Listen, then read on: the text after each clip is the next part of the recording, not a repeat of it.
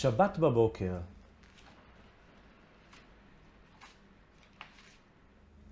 שבת בבוקר, יום יפה. אמא שותה המון קפה. אבא קורא המון עיתון. ולי יקנו המון בלון. אפשר ללכת לירקון, לשוט שם בסירה, או לטייל עד סוף הרחוב ולשוב בחזרה. אפשר לקטוף פרחים כאלה שלא אסור, ואפשר ללכת עד הגן ולראות שהוא סגור. שבת בבוקר, זה שיר בעצם, אפשר לקרוא לו שיר דוקו.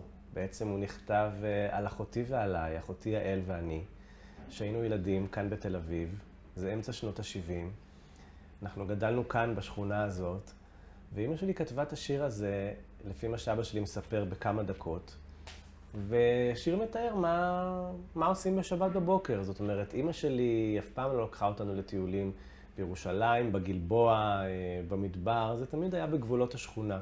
האופציות שעומדות בפנינו בשיר, ללכת לירקון, שזה 200 מטר מהבית, קצה הרחוב, 300 מטר, ללכת לגן לראות שהוא סגור, 400 מטר. זאת אומרת, זה הכל בגבולות השכונה שנראתה לאמא שלי כמו עולם ומלואו בעצם. ואני חושב שכל תל אביב בעצם הייתה העולם שלה ושלנו.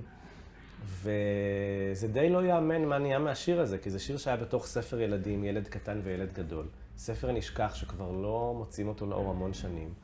אבל מה שקרה בשנת 89, שאריק איינשטיין ויוני רכטר חיפשו שירי ילדים, דפדפו, מצאו את הספר הזה, ויוני הלחין את השיר הזה, ואריק שר, וזהו, זה נהפך להיות המנון של ילדי מדינת ישראל, ילדי והורי וסבים וסבתות, כולם יודעים את השיר הזה בעל פה. אף פעם לא באמת חושבים מי כתב אותו. ובאמת בילדות שלנו בשבתות זה הרבה פעמים מה שהיינו עושים.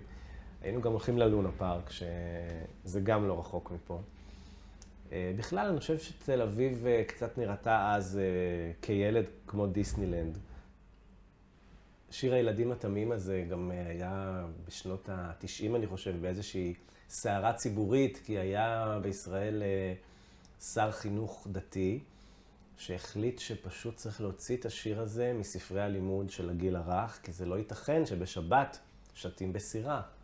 זה חילול שבת, והוציאו את השיר הזה, ואני זוכר שאלי מוהר, שהוא כתב בזמנו בטור שלו מהנעשה בעירנו, בעיתון העיר, הוא ממש כתב איך זה יכול להיות ששיר הילדים התמים הזה, מתעסקים בו ומוציאים אותו מספרי הלימוד לילדים.